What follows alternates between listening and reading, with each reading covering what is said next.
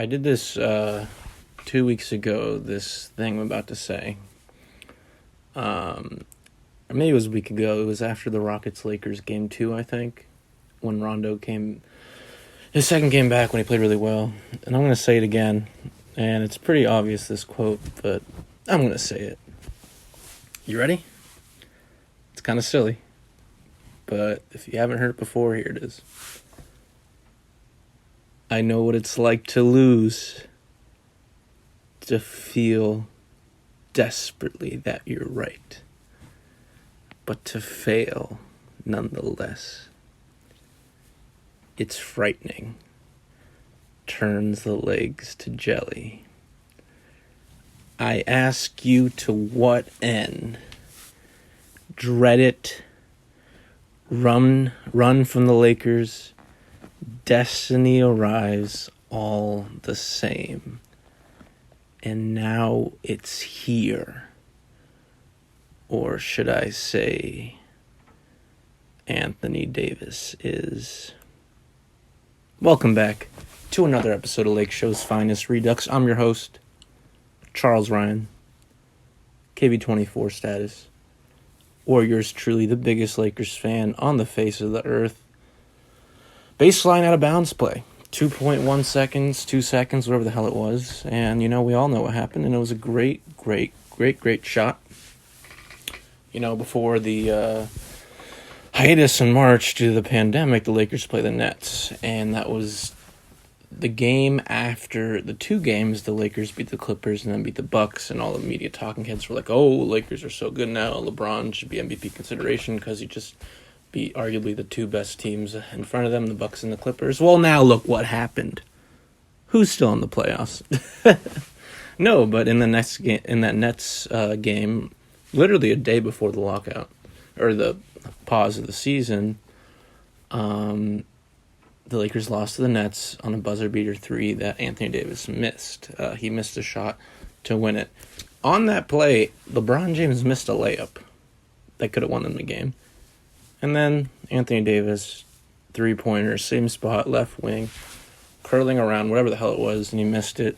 It was almost went in, but, he missed it, and this time he took the shot, and he made it.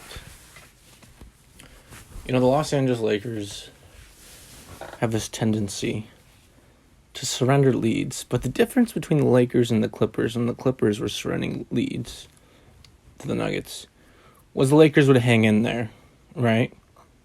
They wouldn't get low. They wouldn't fold. They wouldn't have Paul George hitting side of the backboards. No, they know their game. Paul George, Kawhi Leonard, they don't have the post-up moves. They don't have the size that Anthony Davis has. When you need a bucket, you go down low to AD. When you need a bucket, you go down low to Shaq. When you need a bucket, you go down low to Hakeem Olajuwon. And that's what they did. You said, high percentage looks. Let's just take it to them. No more threes. But the last shot was a 3. I was personally freaking out when he made that shot. I thought that was incredible.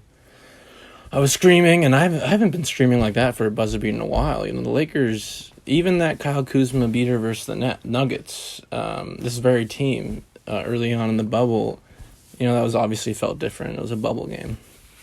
So I probably haven't been screaming like this maybe since the runner test, 3-pointer versus the Suns in the 2010 playoffs, I want to say. And then I think, so I think like Kobe or Derek Fisher shot a 3 and they airballed it. And then Ron Artest got the rebound and he put it back in at the buzzer. That was either the conference finals or the semifinals in 2010. So, man, that's been a long time. And this shot was it just rejuvenated me, man. There were so many things that went wrong and went right for us. The one thing that was consistent was the free throws. And we only missed, I believe, one free throw. I'll double check right now. We missed one free throw, 18 for 19. And the one free throw that we missed was from LeBron James. And we got the rebound, and then we got a 2-pointer. So it was a good thing we missed the free throw, right? So really, we missed -1 free throws, or +1 free throws, however you want to say. We were 20 for 19 from the free throw line, 105%. So that was a consistent thing. What was consistent was the turnovers. We had way too many turnovers, probably like 20, We had 23 turnovers, and the Nuggets had 19. If you cut those turnovers in half, looking different. One thing that did go for us was the PJ Dozier, whatever the hell the guy's name is. I think it's PJ Dozier. Yeah, PJ Dozier. He missed 4 free throws in the quarter, and that's the difference of the game, right? The difference of the game for us was the turnovers. The difference of the game for them was those missed free throws. You know, we're a team that is so capable, right? And we cannot put ourselves in that hole. We cannot pull the Clippers and have a 16-point lead in the beginning, in the middle of the third, and then just let it slip. And the slippage was coming, but I don't think the Nuggets went up by more than 1 or 2 points in the third and fourth. And whenever the Nuggets would go up, we'd always hit back with 2 threes, of course, the game winner. So, just a lot of good things to take from. You know, the Nuggets, they can take a lot of good things from this. And probably the biggest thing is the PJ Dozier thing. The guy played pretty good defense. He took a couple charges, I think. So, just overall, a very fun game to watch. Probably one of my favorite games I've ever seen, or at least favorite Laker game. One of my favorite Laker games.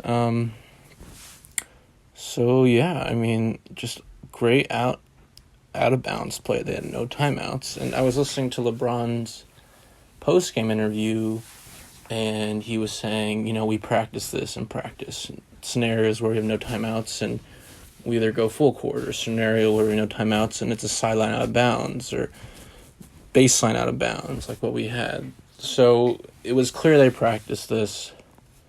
They wanted Rondo passing it in, and boy, did he deliver a great pass.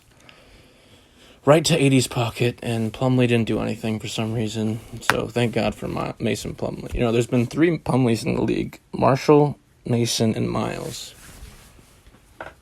And Miles and Marshall have been expelled from the league, essentially. They have been outcasted. They're not in the league anymore.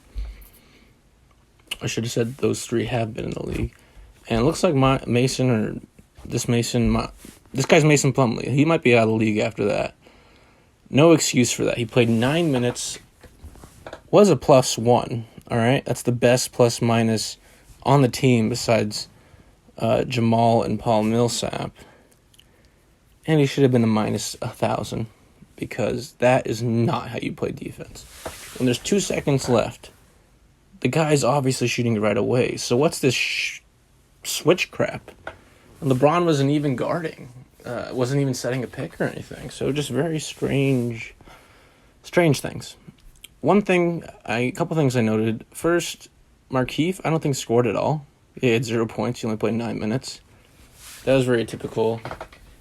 It seems like JaVale and Dwight are just eating Markieff's minutes. And, you know, Markieff, for the most part, this playoffs has produced a significant amount of points in the game. I think one game he had like 16. He had 2 games this playoff where he had 3 threes in a row, or 3 threes total. Really big points there. But, yeah, that was interesting, the lineups, by not giving Markieff more than 9 minutes, and maybe he didn't because he wasn't really doing anything offensively. Maybe that's why. Markieff was a -8, and you got to take these plus-minuses with a grain of salt, really. Like LeBron was a -9. Like, what does that mean? But, you know, he's -8, the second worst besides LeBron's plus-minus. So that was one thing I noted. Another thing I noted was before the game started, I was watching the pregame show, and they posted a stat that said the others, right? And it was about how, where the hell is this? How the field goal percentage between the second series and the third series for players other than LeBron and AD has been pretty high, like over 50%. And whenever the Lakers are over 50%, they win usually. I think they're like 34-0 or something. And we've had the best field goal percentage throughout these playoffs. And when you have the best field goal percentage, plus you're playing the best defense, how can you lose? When the Lakers were trailing, or by 1, or let this lead slip away, it was because of turnovers, not because of their defense, right? Maybe defending the turnovers and fast break points and being in scramble mode. But that's what happens when you don't take care of the ball and commit 23 turnovers. I'm very curious to see how many teams have had 23 plus turnovers and won a game, or won that game they played, because that is extraordinary to win when you're being that careless offensively with the basketball.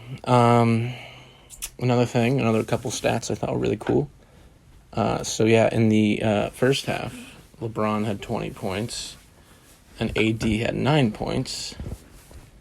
In that first half tonight, LeBron shot 8 for 11, AD was 3 for 10, and then it flipped, right? In the second half, LeBron only had 6 points, was 2 for 9, and AD had 22 points, 8 for 13. So it's very nice that you can... Well, it's not great that LeBron wasn't really perfect at all in crunch time. He was terrible. He didn't make any shots. But it's great that you can rely on your other superstar to do that. In the final few minutes, AD scored every single point. With 5 minutes left in the game, AD had 10 points, all from him. No other Lakers scored. 3 for 3, 2 for 2 from 3, and 2 for 2 from the free throw line. And on the flip side, Jokic had 12 points, which is all the points for the Nuggets. It was 4 for 6, 1 for 2, and 3 for 4 from the free throw line. So those two stars really obviously battling back and forth. But the stat I just said, man, AD was perfect. Didn't miss free throw. Didn't miss 3-point. Didn't miss anything. Jokic did. That's the difference between a superstar and a unicorn like Jokic is we're more clutch. He's more clutch. More experience. Better overall player, obviously. But that's the difference. And Jokic is great. Give him credit, man. He was trying to pull it out for them, and he even was the guy that contested the shot, and he wasn't even guarding AD. The two nearest guys to AD on the wing in the final second was Jeremy Grant and Mason Plumlee. And it was Jokic, the guy who was guarding the out-of-bounds play, guarding Rondo. That was the one that contested the shot. That is some big cojones effort right there. So, quite a game. We got to go up 3-0. Can't give these guys any leeway. Let's get to the stats. So, the score was 105-103. The Lakers kind of had a mediocre third, 28-22 in the third. They gave up 6 there, but in the fourth they played well, 29-21. The first, they were 29-21. I was really pissed off by the Jamal Murray layup in the buzzer in the first quarter, but it worked out. We got the buzzer in the fourth. The Nuggets really never led by more than 1 or 2 points except the first quarter with about 6 minutes in. So we had control despite surrendering a lead. The Nuggets' biggest lead was 5, like I said, in the first quarter. Lakers was 16. We were tied 4 times. The longest run was 11, and there were 8 lead changes. The Lakers had 44 rebounds. The Nuggets only had 31. Lakers had 13 offensive rebounds, while the Nuggets had 7. 22 assists for the Nuggets, 23 for us, 12 steals for the Nuggets, 9 steals for the Lakers, 4 blocks for the Nuggets, and 7 big blocks for us, the Los Angeles Lakers. And here's a stat I already said, but 23 turnovers for the Los Angeles Lakers, while the Nuggets had 19, which was still their postseason high. In field goal percentage, the Nuggets shot better than us. They were 47%, 35 for 74, while the Lakers were 44% at 37 for 83. The threes, Lakers made 13 of 36 for 36%. The Nuggets only shot 24 threes. That's kind of, I'd say, atypical of them. They were 8 for 24 from the three-point line for 33%. When you go 8 for 24, when you do Kobe's numbers, and the other team, the Nuggets go 8 for 24, and the other team is wearing Mamba jerseys. That's kind of Interesting thing going on there. But yeah, 8 for 24. Love that combo. 75% from the free throw line for the Denver Nuggets, 25 for 33. Lakers were 18 for 19, but like I said, they're really 20 for 19 because that 2 points for 95%, 18 for 19. And let's talk about some other stats that I think you might be interested in. Points in the paint. The Lakers had 34, while the Nuggets had 38. The Lakers had 8 fast break points, while the Nuggets had 5. That's not very accurate. Like, in transition, I think these statisticians need to work on in transition versus fast break. Because off a rebound, you're still running down the court, right? Off a long rebound. But a fast break tends to be like points off turnovers, kind of, I guess. I don't know. The points off turnovers, though, the Lakers had 19, according to ESPN, and the Nuggets had 15. And there was 2 technical fouls for the Lakers, the Phil Handy coach, and then the Dwight Howard one. And there's 1 technical foul in the Nuggets, which was the defensive 3 seconds. So, the Nuggets, let's go to the player individual stats here. Lakers, LeBron James Sr., 36 minutes, 26 points, 10 for 20 from the field, 3 for 8 from 3, 3 for 4 from the free throw line, 11 rebounds, 4 assists, 2 blocks, and 6 turnovers. Anthony Davis, the hero, 31 points, 11 for 23 from the field for 48%, 2 for 4 from 3, 7 for 7 from the free throw line. I love that. 9 rebounds, 2 assists, 1 turnover, 1 steal, and 2 blocks. LeBron actually also had 2 blocks. I don't know if I did say that. JaVale McGee, 11 minutes, all in the beginning of the first and the third. 3 points, 1 free throw, made it 5 rebounds, 2 assists, 2 turnovers, and yeah. Danny Green, 28 minutes, 11 points. Once again, Danny Green, man, not being the shooter he is. He shot the ball 14 times, made it 4 times. 14 of his shots, out of his 14 shots, 10 of them were 3-pointers, so you really know where he's living this game. 5 rebounds, 1 assist, 1 turnover, 3 steals, and 1 block. So defensively, really good job by Danny. 3 steals and 1 block. He was a plus 10. He had the best plus-minus in the game, besides Dwight Howard, who also had a plus 10.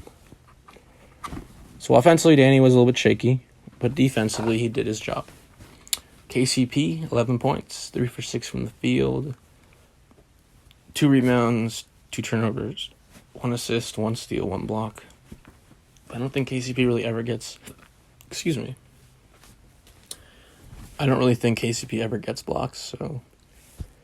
Yeah, Kuzma, 20 minutes. Probably should get more than that. 8 points. 3 for 7 from the field goal, the field. 0 for 3 from 3. I thought I made 1 3. Oh no, that was KCP that made that crazy out of bounds 3. Kuzma, 3 rebounds, 1 assist, 4 turnovers. Rondo, 21 minutes, 3 points, 9 assists, 5 turnovers, 4 rebounds, 1 steal. The turnovers here were just insane. 4 for Kuzma, 5 for Rondo, 6 for LeBron. What's up with that, man? Kuzma doesn't even have the ball that often, so 4 turnovers doesn't really, that's not, what's up with that? Caruso, he played the most points of anybody off the bench, more than Rondo. He had 28 minutes. He 9 points, 3 for 6 from the field, 1 for 4 from 3, 2 of 2 from the free throw line, 2 rebounds, 2 assists, 2 steals, 1 block. Markieff Morris was zeros across the board in 9 minutes, except for 1 rebound, 1 assist, and 1 turnover. And Dwight Howard played 12 minutes. It seems like he played more, but I guess it is 12. He had 3 points, 2 rebounds, 0 assists, 1 steal. 5 fouls in 12 minutes for a plus 10. On the flip side, the Denver Nuggets. Apparently the comeback kids. Well, that's not going to work against a champion like the Los Angeles Lakers. Nuggets, Jeremy Grant, 24 minutes, 7 points, 1 assist, 3 turnovers, 3 steals. Millsap, 6 points, 8 rebounds, 1 assist, 3 turnovers. Millsap missed a layup and a wide-open dunk. He got blocked by the rim. Those were kind of embarrassing. Wide open both, man. Nikola Jokic, 38 minutes, 30 points, 9 for 20 from the field, 1 for 4 from 3, 11 for 12 from the free throw line, 6 rebounds, 9 assists, 2 turnovers, 4 steals. Gary Harris, 24 minutes, 3 points. He's been terrible. Jamal Murray, 44 minutes, 25 points, 8 for 19 from the field, 6 rebounds, 4 assists, 5 turnovers, 2 steals, 2 blocks, 1 foul, plus 16. Michael Porter Jr., probably the most overrated player in the league. 19 minutes, 15 points, 4 rebounds, 2 turnovers, 5 fouls. Monte Morris, 12 minutes, 9 points. Mason Plumlee, the worst player in the league besides Mario Hezonja, 9 minutes, 2 points. PJ Dozier, defensive stopper, I guess. Is he the new Lou Dort? ESPN Post. PJ Dozier, 14 minutes, 3 points. 1 for 5 from the free throw line. 1 rebound, 1 assist, 1 steal, 1 block. And he caused a charge. That's your Denver Nuggets stats. They went 10 deep. 1, 2, 3, 4, 5. Yeah, they went 10 deep. I think the Lakers also went 10. Let's see. Yeah, we went 10 deep as well. So, if Avery Bradley's back, it's 11 deep. Probably Morris. Markieff is probably not playing. So, that is the squad. The stats. Great game. I think, you usually say games are must-wins for the teams that are losing. But this is a must-win for the Lakers on Tuesday night. Tuesday night, they have a chance to go 3-0. No team has ever come back from 3-0. If the Nuggets on some alternate universe come back from 3-0 to win 4-3, you could probably say this has been the greatest postseason squad of all time. Okay? I'm not talking about how good the players are, like Michael Jordan, 96 Bulls, 98 Bulls bullshit. I'm talking about from a team standpoint and being successful through diversity. That would be incredible, but this is a must-win for the Lakers. We have to go up 3-0. We cannot give them any air. We have to suffocate them. We have to step on them. We have to kill them. And we will, because we're the best team in the world, period. Nobody can guard LeBron James. Nobody can guard Anthony Davis. Nobody can defend as well as the Los Angeles Lakers, okay? Once again, I've been posting quite a few videos lately. Hopefully you'll check them out. I think they're pretty good. If they weren't good, I wouldn't post them and work really hard on them. Been posting some Kobe montages I hope you like. This is a Kobe Bryant channel, hence the name.